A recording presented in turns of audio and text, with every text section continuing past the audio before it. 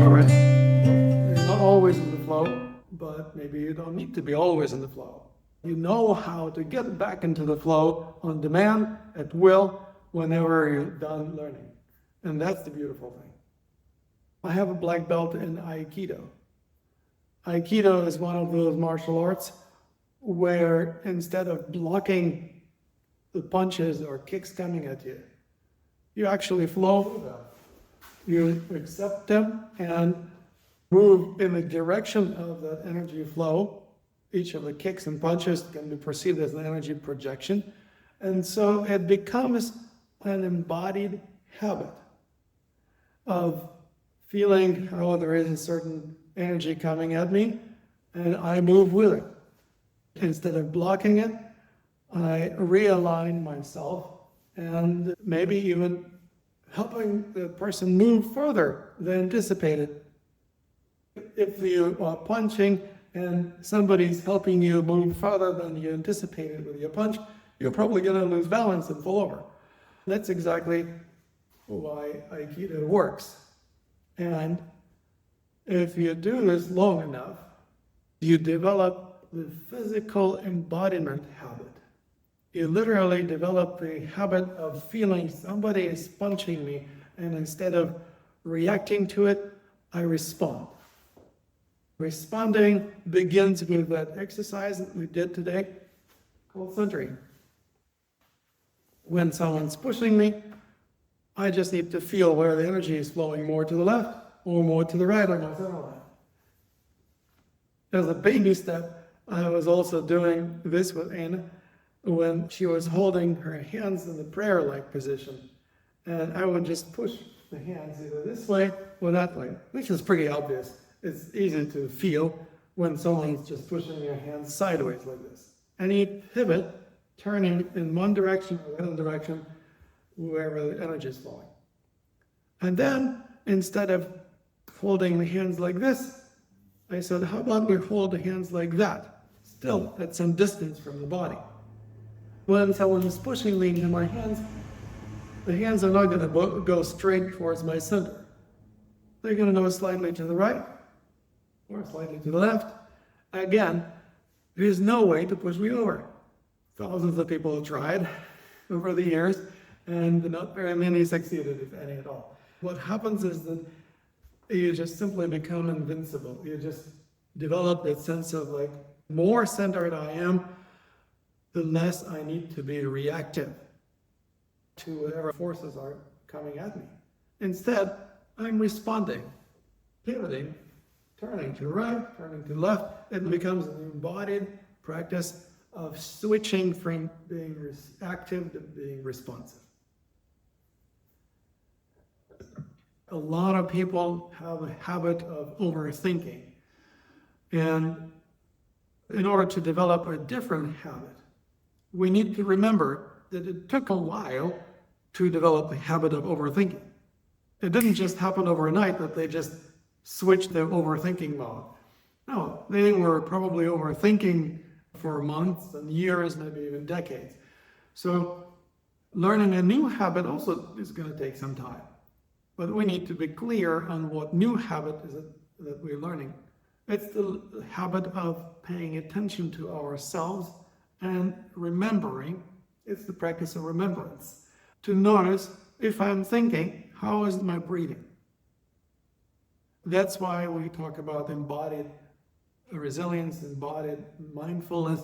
We basically don't want to just solve the problem of overthinking at the same level of consciousness where overthinking happens, because you cannot solve the problems at the same level at which you created the problems.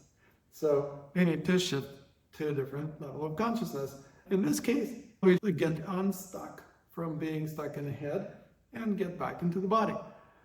Connect with the body, noticing how is my breathing.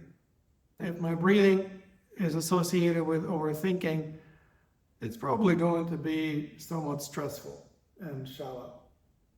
Is there any tension that's causing my breathing? Maybe I can bring attention to my tension.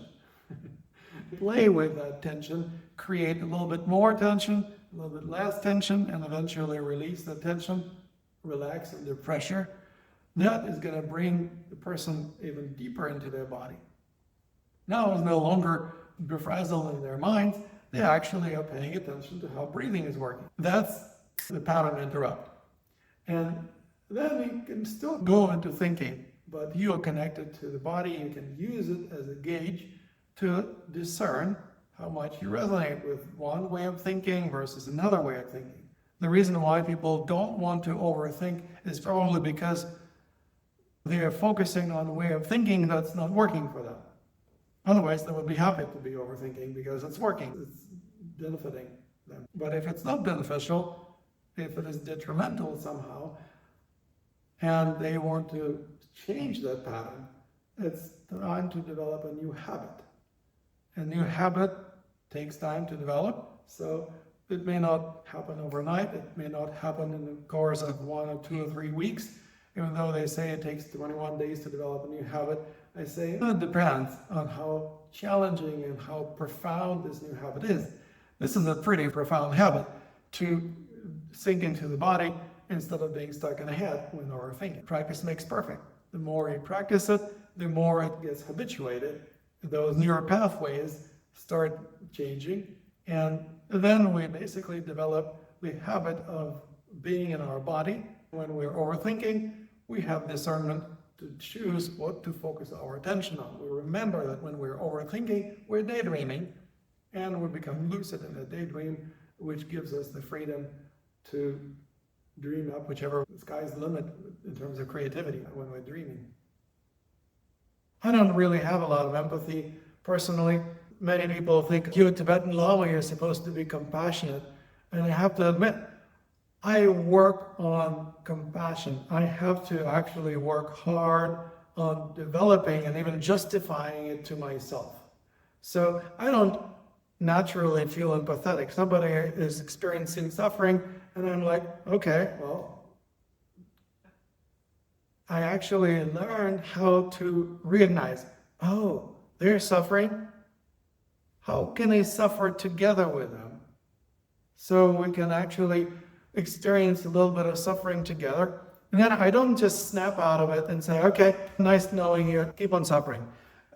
I actually start gradually reducing my focus on that which is uncomfortable or there is dissonance, and refocus it, reorient in my mind, focusing on things that I resonate more with or that I'm learning. And as I gradually do it, the person I am with feels like, well, there was this nice rapport with mine, but then he is moving somewhere with his consciousness. And so they inadvertently and unconsciously follow with their consciousness to stay in rapport.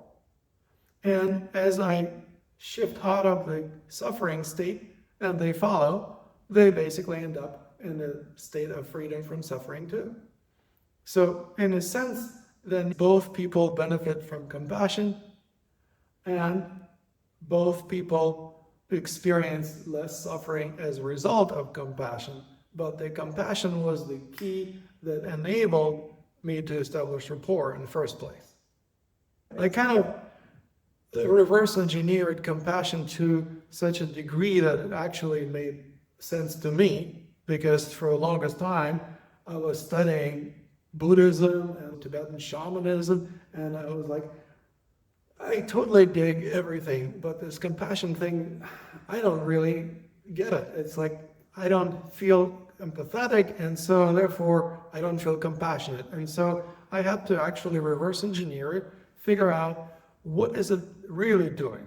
How is it that I can put it to good use for both myself and the person I'm compassionate with, so that we would benefit and get enlightened together.